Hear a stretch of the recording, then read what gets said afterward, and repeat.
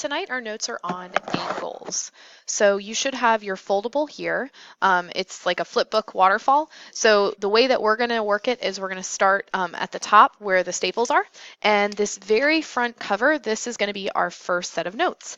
And we're going to title it Angles. So please try to write it the way that I do.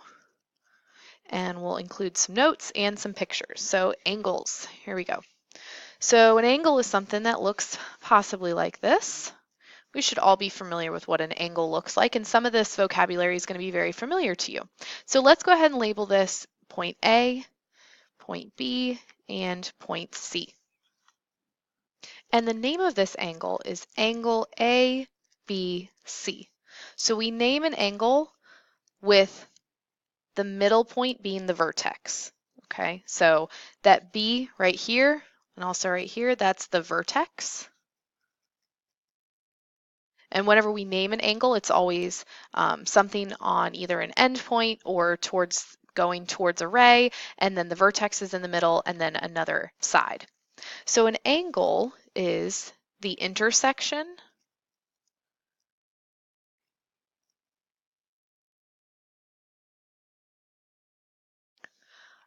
of two rays at an endpoint. And we call that endpoint a vertex. So if we notice this angle right here, both ray BA and ray BC intersect at the vertex B. Okay, the vertex is kind of like the hinge of the angle. And sometimes you might see an angle that's not necessarily two rays. Maybe it's made up of a line and a ray. It just has to be at least two rays or two line segments. So it might not always be a ray. It's just an example. Okay, underneath that, we're going to write in the next tab, so it's this next tab here, but let's write it at the bottom so that you can see it. We're going to label right angles. Okay, so we're going to open up to this next one, and we have right angles. Now right angles should be hopefully something familiar. Let's go ahead and draw a right angle. And ours don't have to be perfect. I'm not actually measuring that it's 90 degrees, but we're going to put a little box right there. Okay. And right angles. Right angles are angles that measure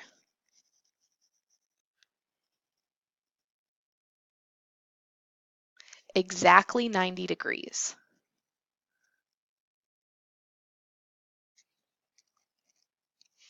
They measure exactly 90 degrees.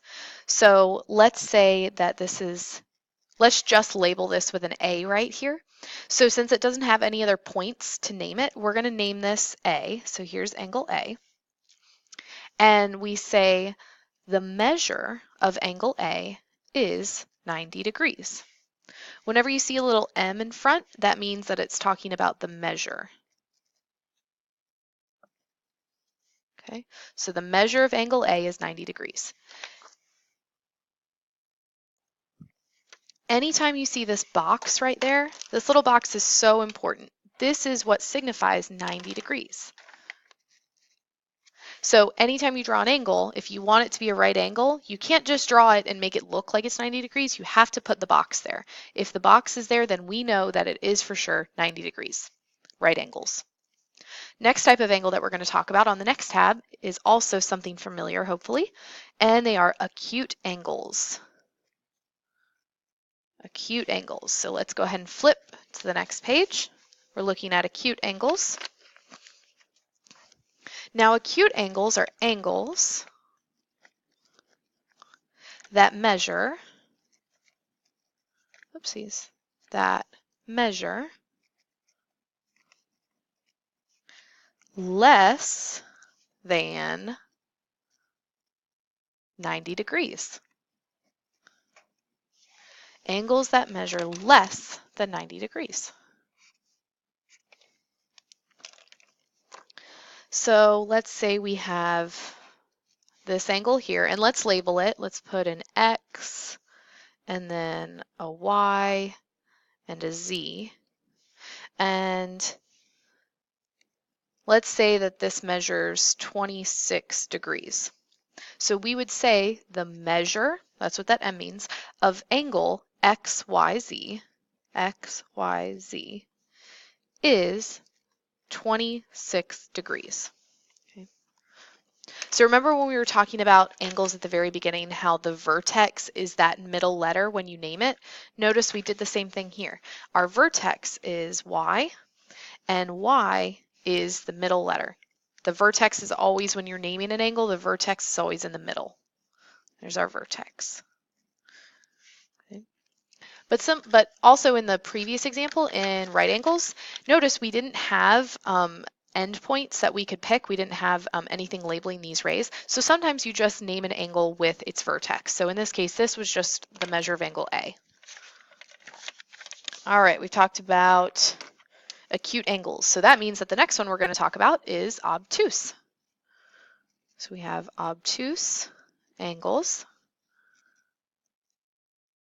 And hopefully you can predict what we're going to write for this, because obtuse is also something that hopefully we've heard of before.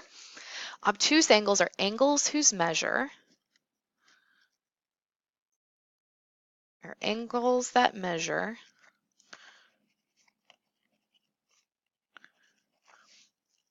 more than 90 degrees.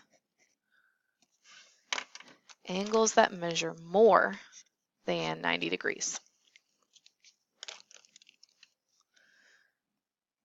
So we'll draw an angle here. Let's say this is angle P. Let's say the vertex is Q and R. Okay, and let's say that the measure of this angle is 105 degrees. So we would say the measure of angle PQR is equal to 105 degrees.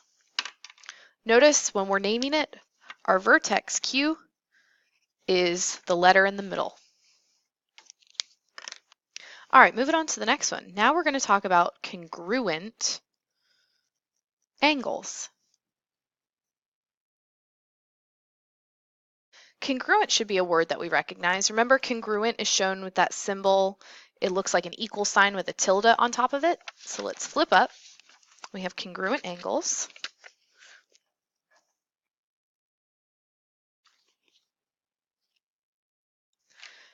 So think about, what does the word congruent mean? What do we usually say when we say congruent? Well, congruent usually means same. So here's what we'll say congruent angles are. Angles with the same measure or measures. Angles with the same measures. So for example, let's say we have angle B, and let's say that B is 32 degrees. And then over here, angle R is also 32 degrees. We would say a couple things. We would say angle B is congruent to angle R. So that's saying that they're congruent. And then we would also say the measure of angle B is equal to the measure of angle R. So the measure is talking about their degrees, the 32 degrees, and congruent is just saying that they are the same, like the figures are the same. Okay, it's talking about the actual figure itself, not necessarily the degree measure. So that's congruent. Let's move on to the next one, and this is adjacent. Adjacent angles. Have you ever heard that word adjacent other than in math? Maybe you're saying like you're sitting adjacent to someone or you live adjacent to your neighbor. Adjacent just means that it's side by side, okay? So adjacent angles are angles side by side. So we're going to put that first. We'll put side by side.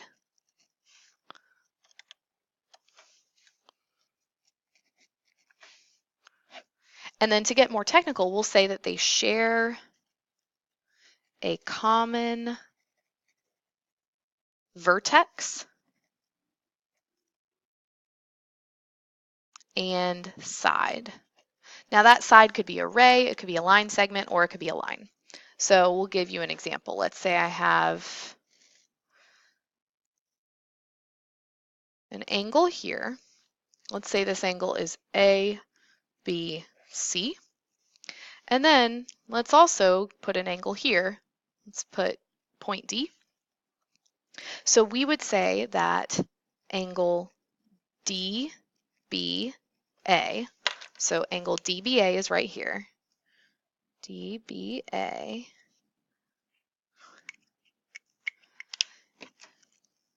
and angle ABC, so those are right here, ABC, are adjacent.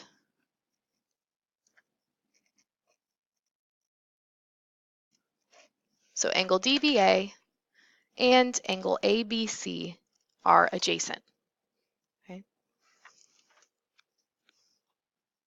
The next thing that we're going to move on to are vertical angles.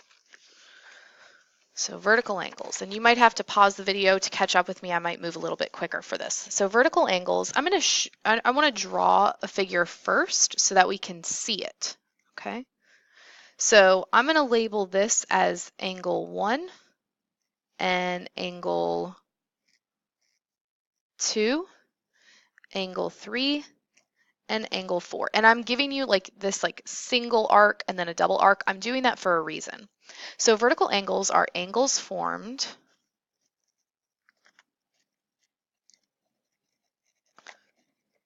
by intersecting lines. So in this case, we have line M and line P intersecting. So vertical angles are formed by intersecting lines, and they're opposite from each other.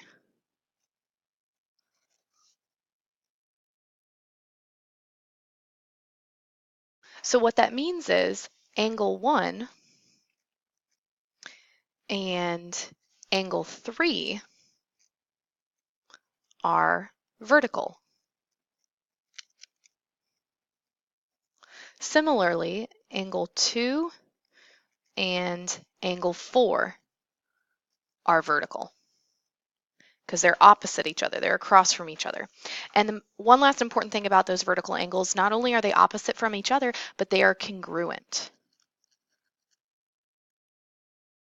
So if angle 1 measures 30 degrees, then its opposite angle, or its vertical angle, angle 3, will also measure 30 degrees. And that's why both angle 1 and angle 3 have a single arc. That signifies that they're congruent to each other. If you look at angle 2 has a double arc.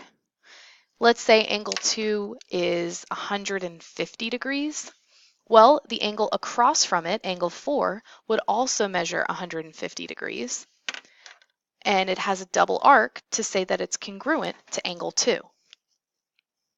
Our next tab is complementary angles. So complementary angles. And if we go here, complementary angles are angles that add